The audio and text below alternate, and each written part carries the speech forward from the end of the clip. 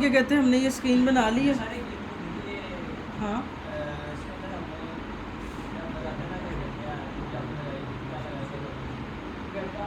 Grid view, grid view का क्या, कहाँ पे ये लिख, क्रॉस क्या लिखे भाई, लिख लो इसमें क्या है, ये देखो ये है ना ग्रिड के ऊपर वो कह रहा है वो टेक्स्ट इमेज के ऊपर। जी। हाँ तो लिख लो, ये लो इमेज लगी तो ये इमेज है ना पूरे ग्रिड व्यू से ऊपर। हाँ तो ठीक है, ये देखो ग्रिड व्यू है, इसको रैप करो एक कॉलम में और उसको श्रिंक रैप ट्रू करो, बिकॉज रो कॉलम के अंदर जब भी होगा ग्रिड व्यू या लिस्ट व्यू तो श्रिंक रैप ट्रू करना होगा। और यहाँ पे आके टेक्स्ट विजिट, टेक्स्ट विजिट के बाद यहाँ पे लिखो, और श्रिंक रैप ट्रू नहीं करोगे तो यही होगा। तो श्रिंक रैप ट्रू जो सा वो याद रखो। यहाँ पे आके textile style textile font size 40, save check, ठीक है क्लॉज आ गया। अब ये जो सी इसकी स्क्रॉलिंग जो सी है वो उसका इशू है, उसको करने के लिए हम कॉलम को सिंगल चाइल्ड में रैप करते हैं, उसको ख़त्म कर देंगे ना। हमने सिंगल चाइल्ड स्क्रॉल व्यू, और इसकी स्क्रॉलिंग रोकने के लिए हम फिज़िक्स को नेवर स्क्रॉलेबल कर देंगे। सही है, जाके चेक करते हैं क्या बना। अभी देखो हमारे पास ये पूरा का पूरा स्क्रॉल आ गया और हमारे पास क्लोज लिखा आ गया। इस क्लोज को लेफ़्ट करो, राइट करो, रो में करो, तुम्हारा काम हो जाए, ठीक है। अच्छा अब सीन ये है कि मैं ये करना चाहता हूँ कि जैसे ही मैं किसी को क्लिक करूँ, अभी मैं फेवरेट स्क्रीन में जाता हूँ, यहाँ पे सारी आइटम्स ऐड हुई है ना, क्योंकि मैंने सेम कोड कॉपी पेस्ट किया होम का और उसको, इस वजह से। तो सबसे पहले मैं अपनी फेवरेट स्क्रीन में जाता हूँ, यहाँ पे मैंने क्या किया, ग्रिड व्यू लगाया, ग्रिड व्यू के ऊपर डेटा की लेंथ तक लगाया, डेटा में सारी आइटम्स पड़ी। सबसे पहले गलती ये है, सबसे पहले मैं शेयर प्रेफरेंसेस के फंक्शंस लिखने की ज़रूरत है, ऐड का और गेट का, जो हम लिखते हैं सबसे पहले, ठीक है। अब मैं क्या करता हूँ, जाता हूँ अपने होम प्रोडक्ट स्क्रीन, उसकी प्रोडक्ट प्रोवाइडर, क्योंकि प्रोडक्ट प्रोवाइडर के अंदर हमने सारी लॉजिकल पार्ट लिखना है, ठीक है। चाहे हमने आइटम को ऐड करना है, रिमूव करना है, अपडेट करना है, डिलीट करना है, कुछ भी करना है, अपने प्रोवाइडर के अंदर लिखना है, सही है। मैं यहाँ पे आता हूँ, यहाँ पे आके ना मैं अपना काम शुरू करता हूँ, सही है। ओके, उससे पहले एक और चीज़ मैंने कुछ वीडियोस में की हुई है, वो मैं दोबारा इधर कर रहा हूँ ताकि आपको आसानी हो, जिसमें हमें स्टैटिक मेंबर का भी इस्तेमाल पता चलेगा, सही है। मैं क्या करता हूँ, यहाँ पे जाता हूँ यूटिल्स के अंदर, यूटिल्स के अंदर एक फ़ाइल बनाता हूँ, उसका नाम रख देता हूँ प्रेफरेंसेस डॉट डार्ट। ये प्रेफरेंसेस डॉट डार्ट की एक सिंपल फाइल है जिसके अंदर मेरी सारी प्रेफरेंसेस की लॉजिक पड़ी हुई है। मतलब खुद सोचो ना, आपका एक स्टोर है, वो स्टोर एक जगह पे रखा हुआ है, तो सारा का सारा मेरा जो भी प्रेफरेंसेस की लॉजिक है वो इस फाइल में होगी। यहाँ पे आके एक मैं सिंपल क्लास बनाता हूँ, और उसका नाम रखता हूँ प्रेफरेंसेस, ठीक है। और ये सिंपल क्लास है, कोई स्टेटलेस स्टेटफुल नहीं है, कोई एक्सटेंडेड नहीं है, कुछ भी नहीं है, एक सिंपल क्लास है, सही है।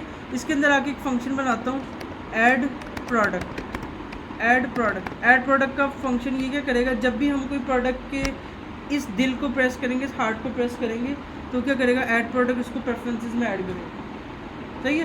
तो जब भी हम शेयर प्रेफरेंसेस में कुछ ऐड करते हैं, हमने सबसे पहले शेयर प्रेफरेंसेस की लाइन लिखनी होती है, share preferences dot gate instance, और उसके बाद हमें इस लाइन को एसिंग अवेट करना है, तो मैंने यहाँ पे लिख दिया अवेट, और इस फाइल को क्या कर दिया, एसिंग कर दिया, ठीक है, जो हमने पढ़ा हुआ।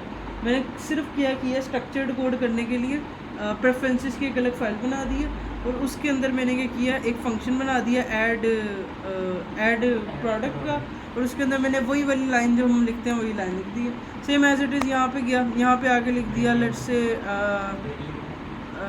फाइनल, तो जो हम लिखते हैं फाइनल, ओके। और यहाँ पे मैंने प्रेफ के वेरिएबल में इसको स्टोर कर लिया, ठीक है, जैसे हम पहले करते आ रहे, ठीक है। आप इधर वार्ड लिख सकते हो, आप इधर फाइनल लिख सकते हो, या आप इधर डायरेक्ट टाइप लिख सकते हो, शेयर प्रेफरेंस, ओके, जो हम पहले कर रहे थे। उसके बाद मैंने यहाँ पे किया प्रेफ डॉट सेट, और सेट के बाद हम set int, set Boolean, set string क्या करनी, अभी के लिए मैं इधर यहाँ पे डमी सेट स्ट्रिंग करता हूँ, ठीक है। उसके बाद यहाँ पे क्या करना है, वो कह रहा है की का नाम रखो, की का नाम क्या रखना है, तो की का नाम मैं लेट से रख देता हूँ फेव, ऐसे फेव, मतलब मैं की बनाऊँगा प्रेफरेंसेस की जिसका नाम होगा फेव, और उसके अंदर मैं डेटा स्टोर करूँगा, ठीक है। और अभी इसके अंदर क्या होगा, कुछ भी नहीं होगा, मैं एज एम्प्टी भी रखता हूँ ताकि फंक्शन पूरा करूँ, सही है। सेम एज इट इज़ इसको कॉपी करता हूँ और यहाँ पे आके एक फंक्शन बनाता हूँ गेट प्रोडक्ट्स।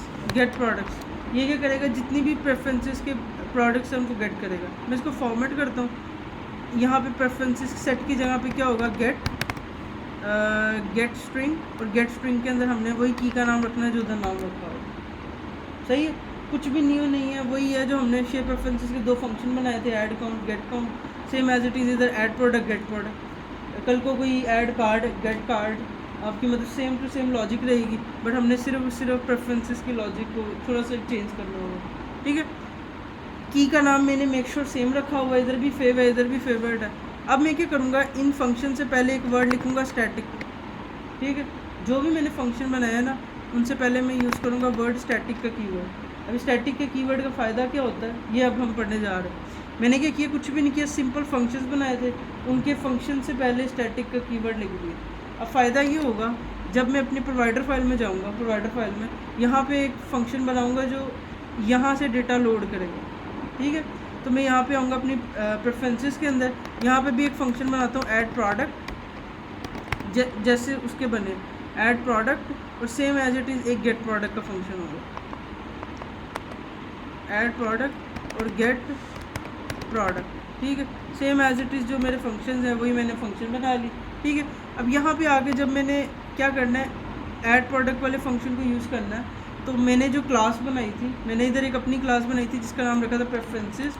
मैं यहाँ पे लिखूँगा प्रेफरेंसेस, ठीक है। इस फाइल को इंपोर्ट करूँगा, यहाँ पे आके इसको इंपोर्ट करूँगा, इसको इंपोर्ट, ठीक है। और मैं जैसे ही डॉट लगाऊंगा मुझे दोनों के दोनों फंक्शंस मिलेंगे, ऐड प्रोडक्ट गेट प्रोडक्ट। देखो हमारा कोड कितना क्लीन हो गया, हमने सिर्फ एक लाइन लिखनी है।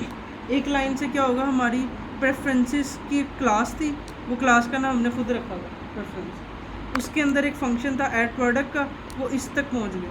अगर मैं ये स्टैटिक का कीवर्ड यूज़ ना करता, मतलब मान लो मैं स्टैटिक का कीवर्ड ना यूज़ करता, तो मुझे क्या करना पड़ता, मुझे जब इस फंक्शन को यूज़ करना था तो मैं इसका ऑब्जेक्ट क्रिएट करता, मतलब ब्रैकेट्स लगाता, फिर डॉट लगा के इस तरह यूज़ करता। तो देखो सेंटेक्स में सिर्फ ये ब्रैकेट्स हटाने के लिए मैंने बेसिकली स्टैटिक का कीवर्ड यूज़ किया। स्टैटिक का कीवर्ड वो होता है जो क्लास के नेम से डायरेक्ट एक्सेस होता है, ठीक है। तो ये इसकी डेफिनेशन होती है। आप किसी भी फंक्शन से पहले स्टैटिक का कीवर्ड लगाते हो, आप उसको डायरेक्ट क्लास के नेम से एक्सेस करते हो, उसको डायरेक्ट क्लास के नेम से एक्सेस करते हो। नदीम भाई समझ आइए क्या है? हाँ हाँ, ये हम क्लास के नेम से एक्सेस करते हैं। क्या कह रहा? क्लास के नेम से एक्सेस क्लास इधर कौन सी है? ये है प्रेफरेंस। बिल्कुल, ये क्लास प्रेफरेंसेस का नाम मैं कुछ और कर सकता हूँ, जी, इसका नाम कुछ और रख दूँ। नो, जब क्लास में preferences मैं अगर इसका नाम अरहम कर दूँ चलेगा? नहीं, इसका नाम अगर अरहम कर दूँ, नहीं, वहाँ पे स्टैटिक इधर अरहम कर दूँ, क्लास का नेम इधर स्टैटिक कर दूँ, ये सही है कि नहीं? वहाँ पे भी चेंज करना है, जहाँ पे तो use वहाँ कहाँ जहाँ पे? पे इसको use करना चलो वो तो कर ही लेंगे। इधर भी अलग अरहम बिल्कुल, मतलब क्लास का नेम कुछ भी हो सकता है, ज़रूरी नहीं है प्रेफरेंसेस हो, ज़रूरी नहीं है शेयर्ड हो, वटएवर हो, आपकी मर्ज़ी है, क्लास का नाम कुछ भी हो, मगर आप क्या करो, सेम होना चाहिए। नेम मीनिंगफुल रखो, मीनिंगफुल नाम रखो, मीनिंगफुल। प्रोवाइडर पे भी सेम ही होना चाहिए जो इधर है। हाँ, वो क्लास जो बनेगी उसी नाम से यूज़ होगी, बट नाम मीनिंगफुल हो। इधर देखो अरहम लग दूँ मैं, अब अरहम के अंदर क्या प्रेफरेंसेस की लॉजिक है। अब कोई अंग्रेज़ आता है उसको पता ही नहीं अरहम कौन है। एट दी एंड नाम मीनिंगफुल होना चाहिए, प्रेफरेंसेस से समझ आ रही है कि ये शेयर्ड प्रेफरेंसेस है। दूसरी चीज़, क्या हम इसका नाम शेयर्ड प्रेफरेंसेस रख सकते हैं? हाँ जी खुबैब रख सकते? नहीं रख सकते, क्योंकि आप जो रिजर्व वर्ड्स हैं उनको यूज़ नहीं कर सकते। क्लास नेम हमेशा कैपिटल से स्टार्ट होता है। तो अगर मैं रखूँगा तो मैं इसका नाम डायरेक्ट शेयर प्रेफरेंसेस रखूँगा जो ये लिखा होता है। तो एट दी एंड ये अच्छी, ये यूज़फुल नहीं है। देखो हर जगह एरर आ गई। जो हमारे रिजर्व वर्ड्स होते हैं हम उनको यूज़ नहीं कर सकते। जैसे शेयर प्रेफरेंसेस पहले ही एक वर्ड है, तो अब क्लास का नाम वो रखो जो वर्ड यूज़ ना हो रहा, ठीक है। जैसे वो कल मैं देख रहा था इमेज का नाम आई से कोई रख रहा था, तो इमेज एक विजिट है तो इमेज का नाम भी वो इमेज विजिट रख रहे हो। तो एट दी एंड सिर्फ छोटा सा काम ये था, हमने यहाँ पे लिखना होता है प्रेफरेंसेस डॉट, ठीक है। और यहाँ पे हमने स्टैटिक मेंबर इसको बनाना है। स्टैटिक मेंबर क्यों बना रहे हैं? ताकि हम क्लास के नेम से इसको यूज़ करें। दूसरी इसका फ़ायदा ये होता है कि जब हम स्टैटिक मेंबर बनाते हैं हमारी मेमोरी वन टाइम एलोकेट होती है। ये छोटा सा एक कंसेप्ट है, वो बाद में देख लेंगे सब, ठीक है। ओके, इधर तक हो गया, इधर तक हो गया।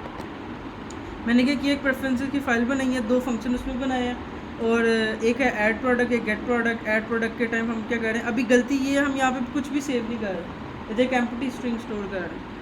ओके, पहली चीज़ ये हो गई। दूसरी चीज़ क्या होगी, दूसरी चीज़ हमने क्या की, यहाँ पे प्रोडक्ट का बना लिया, यहाँ पे हमने प्रेफरेंसेस गेट कर ली, यहाँ पे इसका भी वेट करेंगे और इसको भी हम क्या करेंगे, एसिंग बनाएंगे। ओके, परफेक्ट परफेक्ट, सही है। अब मैं क्या करता हूँ, मैं अब जाता हूँ अपने इधर प्रोवाइडर के ऊपर। अब मैं उस आइकन को ढूंढता हूँ कि जिस बटन के ऊपर मैंने प्रेफरेंसेस स्टोर करनी है। जैसे हार्ट का आइकन है, ये मेरी वो बटन है जिस पर मैंने क्लिक करना है, तो मैं जाऊँगा इस हार्ट के ऊपर, वो बटन है ये। यहाँ पे सबसे पहले मैंने प्रोवाइडर को एक्सेस करना है, तो मैं सेकंड लेयर का इस्तेमाल करता हूँ। मैं कहता हूँ कॉन्टेक्स्ट डॉट रीड, ठीक है। कॉन्टेक्स्ट डॉट रीड कौन सा प्रोवाइडर है मेरा, लेट्स से मेरा है प्रोडक्ट प्रोवाइडर, प्रोडक्ट प्रोवाइडर, ठीक है, जो हमने पढ़ा था। उसके बाद मैं इसको एक वेरिएबल में ले लेता हूँ, लेट्स से वार प्रोवाइडर, जैसे हमने देखा था। अब इस प्रोवाइडर के अंदर सारे के सारे मेथड्स हैं। प्रोवाइडर डॉट ऐड प्रोडक्ट, जो हमने अभी फंक्शन बनाया, ये वाला, ठीक है। ओके ओके, इधर तक कुछ भी नहीं है।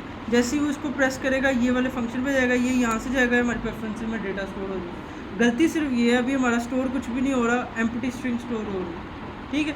तो हमने उसमें स्टोर क्या करना है, यूज़र ने जिसको प्रेस किया वो स्टोर करना है, सही है। तो हम क्या करेंगे, यहाँ पे जिसका पैरामीटर है वो बनाएंगे, ठीक है। पैरामीटर में हम क्या कहेंगे, जैसे ही यूज़र जिसको प्रेस कर रहा है उस स्पेसिफिक इंडेक्स को स्टोर करो। मतलब अब देखो ना, ये 1 प्रोडक्ट है, 2 product, 3 product, 4 product. Let's say ये कोई टी शर्ट है, मैं जैसे इसको प्रेस करूँगा तो मैं चाहता हूँ प्रेफरेंसेस में सिर्फ ये सारा डेटा स्टोर हो, ये सारा डेटा स्टोर हो।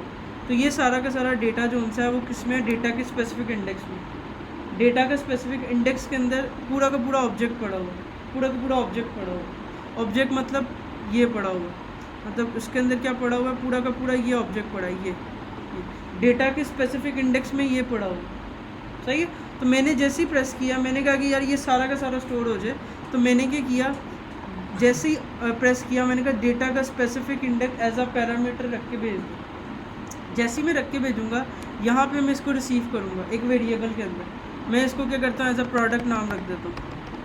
इसके अंदर कोई ना कोई एक प्रोडक्ट है, ठीक है। तो जैसे ही मैं इधर से प्रोडक्ट पकूँगा मैं इसको भेज दूँगा, और यहाँ पे जाके इसको यहाँ पे रिसीव कर लूँगा। आइए, एक्चुअली देखो ना, जब भी हम किसी भी आइटम को क्लिक करेंगे, इसको क्लिक करें, इसको क्लिक करें, इसको क्लिक करें, जिसको भी क्लिक करें, तो हमने क्या करना है, एक्चुअली इस पूरे के पूरे ऑब्जेक्ट को स्टोर करना है प्रेफरेंसेस। मतलब जब हम प्रेफरेंसेस में जाएंगे तो हमें एक शर्ट के साथ पूरी डिटेल आ रही होगी, तो इन दी एंड हमने पूरा का पूरा ऑब्जेक्ट स्टोर करना है, पूरा मैप स्टोर करना है। तो हमने क्या किया, जब हमने उस बटन पर प्रेस किया तो मैंने क्या किया, उसको डेटा का स्पेसिफिक इंडेक्स भेज दिया। स्पेसिफिक इंडेक्स का मतलब है, मैंने क्या किया, यहाँ पे डेटा का ये पूरा एक मैप भेज दिया। ये वो कौन से इंडेक्स का है, वो हमें जिस पे क्लिक करेगा उसका जाएगा। मतलब लेट्स से ये 5th इंडेक्स है, वो इसका जाएगा। जैसे मान लो ये 7th इंडेक्स है, उस पर ये जाएगा। तो पूरा का पूरा ऑब्जेक्ट हमने एज अ पैरामीटर भेज दिया प्रेफरेंसेस को पैरामीटर में रखी, क्योंकि हमने पढ़ा था फंक्शंस के अंदर हम एज अ पैरामीटर्स वैल्यू भेज सकते हैं। तो मैंने क्या किया, इस फंक्शन को एज अ आर्गूमेंट रख के भेजी वैल्यू, और यहाँ पे उसने एज अ पैरामीटर इसको रिसीव किया एक वेरिएबल के अंदर, ठीक है।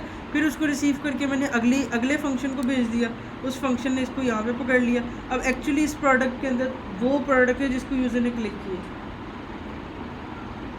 आई कि आई? अच्छा, इसको चेक करने का भी एक तरीका है। मैं यहाँ पे आके ना एक डिबगर लगाता हूँ, सेव करता हूँ।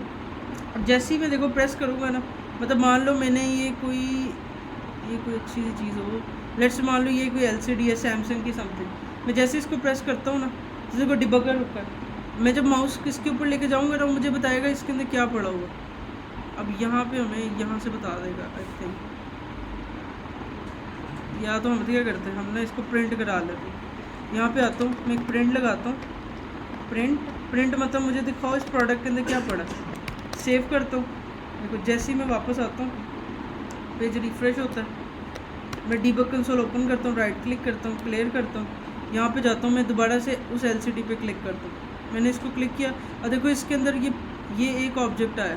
इस ऑब्जेक्ट के अंदर देखो सैमसंग की एक एलसीडी है जो गेमिंग मॉनिटर है, ये है, और इसके अंदर इसकी सारी डिटेल है, इसकी पिक्चर है, ये सारा का सारा एक ऑब्जेक्ट है, मतलब जिसको मैंने प्रेस किया है ये उसकी सारी डिटेल आ रही है। सही है। तो प्रोडक्ट के अंदर वो जिसको क्लिक कर रहा है उसकी डिटेल, मतलब मान लो मैं अगर कल को इसके अलावा किसी को क्लिक करूँ, मान लो मैं इसके अलावा इसको, ये रेड शर्ट है कोई, मैं इसको राइट क्लिक करता हूँ, इसको क्लियर करता हूँ, दोबारा क्लिक करता हूँ, अब देखो यहाँ पे क्या है, एक ये वुमेन जो भी है, ये जो भी शर्ट थी, और सेम एज इट इज़ वही डिटेल है। तो हमने जिसको प्रेस किया है तो वो डिटेल जो उनसी है वो शो हो गई। सही है, सही है।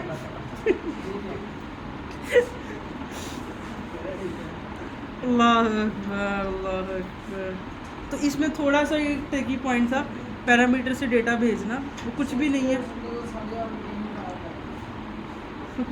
है, सबसे पहले हमने प्रोडक्ट के अंदर स्पेसिफिक डेटा को भेजना है। वो स्पेसिफिक डेटा वो जिसके ऊपर यूज़र ने क्लिक किया, यहाँ से हमने इसको भेजा प्रोवाइडर के अंदर, प्रोवाइडर से हमने प्रेफरेंसेस क्लास के अंदर, और यहाँ पे हमें हमारा डेटा मिल गया प्रोडक्ट के अंदर। किसका? हाँ, ये आप इसका इस पैरामीटर का नाम कुछ भी रख सकते हो, पी रख दो, कुछ भी रख दो, आपकी मर्जी है। नाम वो रखो जो मीनिंगफुल हो। इसके अंदर एक प्रोडक्ट होगी, तो इस वजह से मैंने इसका नाम प्रोडक्ट रखा। हाँ जी शुएब भाई, हाँ जी नदीम भाई, all going good? Okay okay okay okay okay okay okay okay okay okay okay.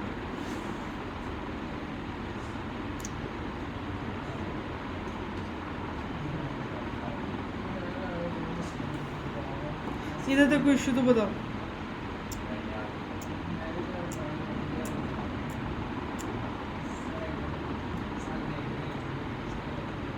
Okay अब थोड़ा सा ट्रिकी पॉइंट है यहाँ पर, थोड़ा सा फंक्शन को समझने वाला काम है, थोड़ा सा दिमाग आपका चाहिए मुझे। सही है।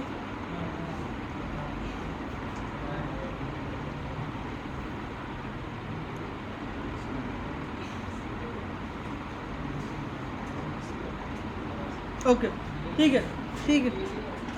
ये जो सा प्रोडक्ट है इसकी टाइप क्या है उस टाइम? ये क्या है? लिस्ट है, मैप है, स्ट्रिंग है, क्या है? लिस्ट है, मैप है, स्ट्रिंग है, बुलियन है, इंटीजर है, क्या है? देखो ना, ये डेटा आ रहा है, ये डेटा स्टोर हो इस प्रोडक्ट के अंदर, ये डेटा आ रहा है। ये कौन सी टाइप का डेटा? स्ट्रिंग कैसे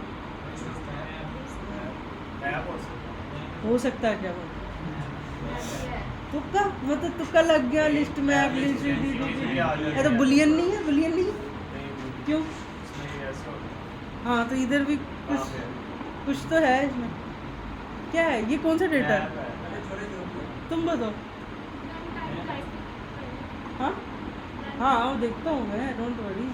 कौन सा है? देख के वैसे मुझे नज़र आ रहा है। हाँ जी तो ये भाई कैसे पता? कैसे पता?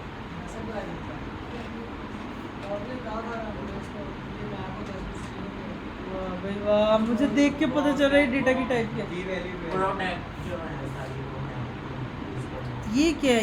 ये अभी मुझे नज़र आ रहा है ना, ये क्या है? ये कर्ली ब्रेसेस लगी है, इसकी वजह से पता लग रहा है। कैसे पता? कर्ली ब्रेसेस लगी है। Okay 5 minute. ये तुम्हारी बहन है? हाँ कर्ली ब्रेसेस ओ भाई देखो सिंपल है, याद करने वाली चीज़। ये स्टार्ट कहाँ से हो रही? कर्ली ब्रेसिस से हो रही है। तो कर्ली ब्रेसिस से जो चीज़ स्टार्ट होती है वो मैप होती है। ये क्या? स्ट्रिंग, बुलियन, इंट, ये इसका एक और तरीका आप क्या कर सकते हो, इसके आगे लगाओ डॉट रन टाइम टाइप। आप जो भी जिसकी भी टाइप देखना चाहते हो उससे आगे लगाओ dot run time type. Save करो, जाके चेक करते हैं। अब देखो जैसे ही मैं इसको प्रेस करूँगा तो मुझे यहाँ पे आ रही है ये आइडेंटिटी मैप। तो इन दी एंड ये एक मैप है, तो हमें ऐसे पता चल रहा है ये एक मैप है, सिंपल। ओके, बस ये फंक्शन पूरा हो गया, समझो काम हो गया। अब यहाँ पे मैप है और हमने यहाँ पे प्रेफरेंसेस रखी है सेट स्ट्रिंग के अंदर मैप नहीं स्टोर हो सकता। मतलब ये यहाँ पे ये जो सी हमें डेटा रिसीव हो रहा है एक्चुअली ये मैप टाइप का है, इसकी जो टाइप है वो मैप है, ठीक है। और मैं स्ट्रिंग के अंदर मैप स्टोर नहीं कर सकता, मतलब मैं इधर आके प्रोडक्ट रखता हूँ तो एरर दे रहा है, वो कह रहा है कि भाई मैप जो उनसी है वो असाइन नहीं हो सकती स्ट्रिंग को, ठीक है। तो हमें शेयर प्रेफरेंसेस में मैप ढूंढना चाहिए ना, तो मैं यहाँ पे जब सेट मैप ढूंढूंगा तो हमारे पास सेट मैप की कोई फैसिलिटी नहीं है, सही है। शेयर प्रेफरेंसेस की लिमिटेशन यही है कि शेयर प्रेफरेंसेस के अंदर कोई भी मैप टाइप का, लिस्ट टाइप का डेटा स्टोर नहीं होता डायरेक्ट। तो उसके लिए हम क्या करेंगे, एक तरीका आजमाएंगे। हम क्या करेंगे, एक लाइन होती है जेसन इनकोड। ये जेसन इनकोड क्या करती है, मान लो मुझे नहीं पता, माउस को लेके जाता हूँ, मुझे बता रही है कि आप उसको कोई भी ऑब्जेक्ट दोगे, मैप दोगे, वो आपको in the end string return करेगा। यहाँ पे लिखा भी हुआ है it contains object that is not directly encodable JSON. उसके बाद कह रहा है कि आपको एट दी एंड वो रिटर्न क्या करेगी, स्ट्रिंग करेगी। मतलब अब मैं क्या करूँगा, जेसन इनकोड यूज़ करूँगा और इस जेसन इनकोड को मैं कोई भी टाइप दूँगा तो वो ऑटोमेटिकली इसको कन्वर्ट करके इसे शो करा देगा। ये जेसन इनकोड क्या करती है, बहुत इंपॉर्टेंट है।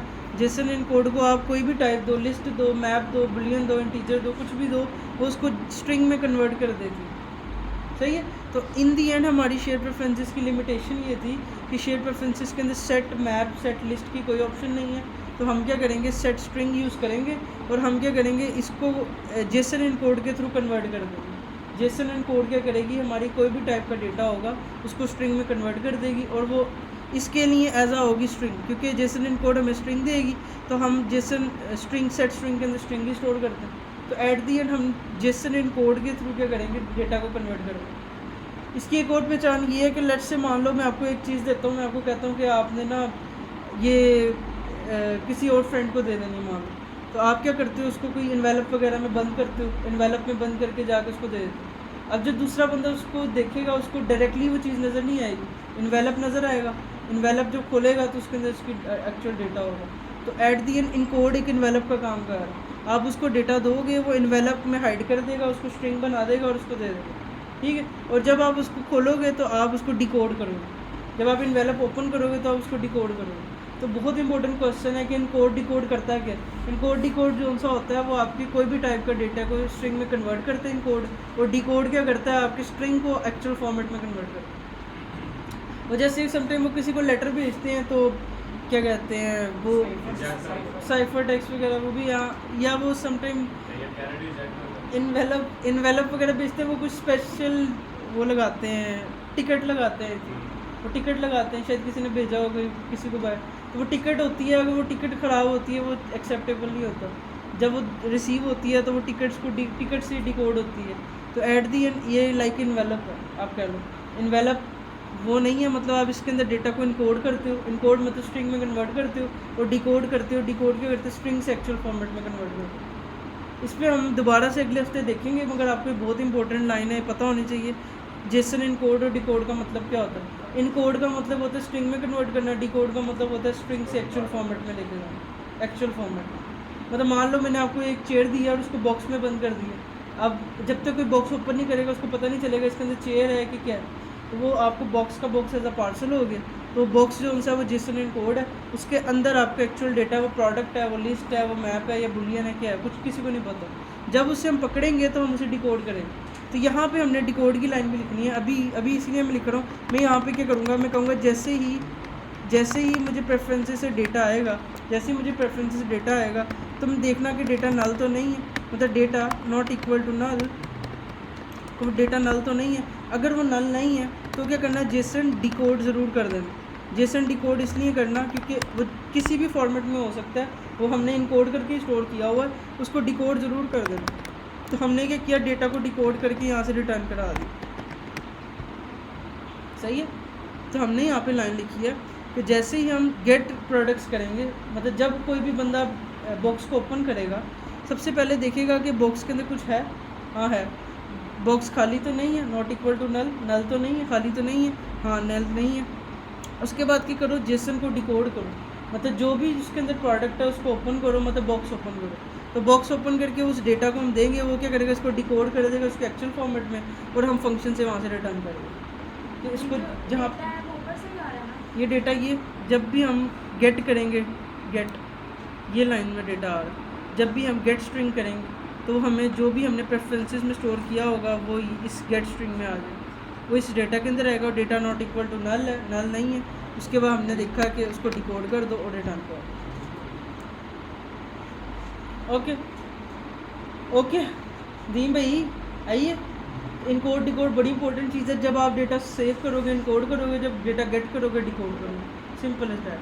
सही है, बहुत करीब है, हम पहुंचने लगे हैं, बस पहुंचने लगे हैं, बस। सही है, बस बस बस बस बस थोड़ा सा इधर और ट्रिकी फंक्शन है, जो अगर आपने इधर ही समझ लिया तो बहुत ज़िंदगी आसान हो जाएगी, हमारी बहुत सी लॉजिक बच जाएगी अगर हमने इधर ही वो कर दिया। अब मान लो मैंने आपको क्या किया, मैं मान लो मैंने इसको क्लिक किया, फिर इसको क्लिक किया, फिर इसको क्लिक किया, तो मेरी प्रेफरेंसेस के अंदर कितनी लिस्ट पड़ी है, 3 आइटम्स की लिस्ट पड़ी है, मतलब 3 आइटम्स पड़ी हैं एक लिस्ट के अंदर। फिर मैंने एक चौथी पे क्लिक किया, फिर 5वीं पे क्लिक किया, फिर 6ठी पे क्लिक किया, 7वीं पे किया, तो हम याद तो नहीं रखेंगे कितनी प्रोडक्ट्स पे क्लिक हुआ, 1 पे हुआ, 2 पे हुआ, 3 पे हुआ। तो उसके लिए मैं यहाँ पे एक छोटी सी लॉजिक लिख रहा हूँ। मैं यहाँ पे क्या कहता हूँ, सबसे पहले क्या करना, जैसे ही कोई ऐड प्रोडक्ट का फंक्शन हिट करे, जैसे ही कोई ऐड करना चाहे, मतलब मान लो मेरे पास एक प्रोडक्ट पहले से पड़ी हुई है, मैंने इसको क्लिक किया, सही है। सबसे पहले क्या करो, यहाँ पे आओ और चेक करो तुम्हारी प्रेफरेंसेस में कितनी प्रोडक्ट्स पड़ी हैं। मतलब ऐसे ही जैसे मैं आपको एक चेयर दे रहा हूँ, 2 चेयर दे रहा हूँ, 3 चेयर दे रहा हूँ, और आपसे पूछ रहा हूँ बताओ कितनी चेयर्स आपके पास हैं। जब भी आपको चेयर दे रहा हूँ, आपसे पूछ रहा हूँ कितनी चेयर्स हैं, दूसरी चेयर को उसके साथ ऐड कर दो। तो सेम एज इट इज़ मैंने क्या किया, यहाँ पे जब भी मैं प्रोडक्ट को ऐड करूँगा, पहले देखूँगा मेरे पे प्रोडक्ट्स कितनी हैं, मैं उसको एक लिस्ट में पकड़ लूँगा। मैंने उसका नाम रख दिया वार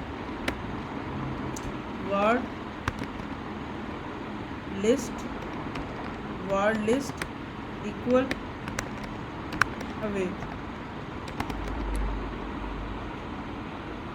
2 मिनट, सिर्फ 2 मिनट हो गए पूरा। ये फंक्शन बहुत इंपॉर्टेंट है, ठीक है। तो मैंने जब भी कोई प्रोडक्ट को ऐड करना है, तो मैंने सबसे पहले प्रोडक्ट को गेट करना है, देखना है इस प्रोडक्ट में कितना डेटा है, ठीक है। और यहाँ पे एक कंडीशन लगानी है कि if product not equal to null, अगर जो मेरी प्रोडक्ट है वो 2 मिनट आ गई। अब अगर जो प्रोडक्ट, ये तुम्हारी बहन गुस्से से देख रही है, अच्छा, अगर जो प्रोडक्ट है वो, अगर जो लिस्ट है वो खाली नहीं है, तो क्या करना, उस लिस्ट के अंदर ऐड कर देना मेरी प्रोडक्ट जो मैंने दी है। एल्स क्या करना, लिस्ट के अंदर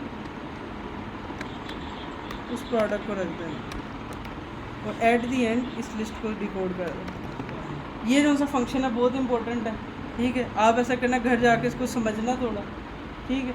अगर किसी को समझ आ जाए तो वेल एंड गुड, नहीं आया तो और भी अच्छा है, ठीक है। आपने इस फंक्शन को समझना, मैंने तो लिखा क्या, मैं आपसे पूछूंगा मुझे समझा के दिखाओ ये किया क्या, सही है। तो ये आपका टास्क होगा, यहाँ तक आपने काम अपना करके रखना है। अगले हफ्ते बस हम प्रेफरेंसेस अटैच करेंगे और फाइनली हमारा काम हो गया, मतलब हमारा मेन काम सारा हो गया, सारा काम हो गया। ये 2 फंक्शंस की लॉजिक बहुत इंपॉर्टेंट थी, तो ये हमारा काम ऑलमोस्ट सारा कंप्लीट हो गया, सही है। तो अब क्या करना है, बस हमने इसको एंड करना। ये कह रहा है कि एक लिस्ट को जो हम जनरेट करेंगे ना, हाँ, उसमें एक लिस्ट ऐड अगर नल होगी तो उसमें सारी सेव और ऐड एक ही बात।